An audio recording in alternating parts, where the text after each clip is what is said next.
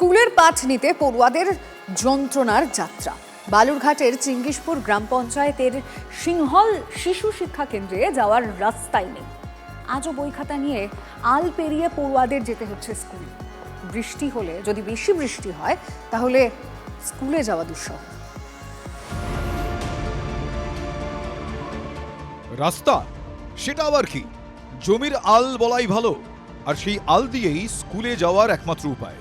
কাঁধে ব্যাগ, পায়ের নিচে প্যাচপ্যাচে কাদা, তাতে পাও ঢুকে যাচ্ছে। একটু এদিক ওদিক হলেই আছাড় খাওয়ার ভয়। আর কোনো উপায় নেই, তাই বাধ্য হয়ে হাতে জুতো নিয়ে কোনো ক্রমে স্কুলে যেতে হয়।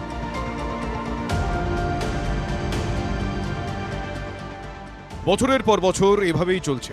বালুরঘাটের চিঙ্গিসপুর গ্রাম পঞ্চায়েতের সিংহল শিশু শিক্ষা কেন্দ্রে যাওয়ার একটাই পথ, থুড়ি আল।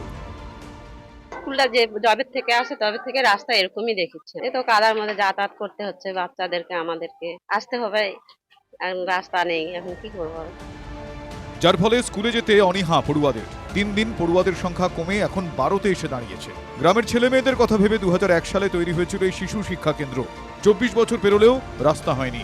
পঞ্চায়েত থেকে বিডিও অফিস পর্যন্ত ছুটেও কোনো লাভ হয়নি বলে অভিযোগ।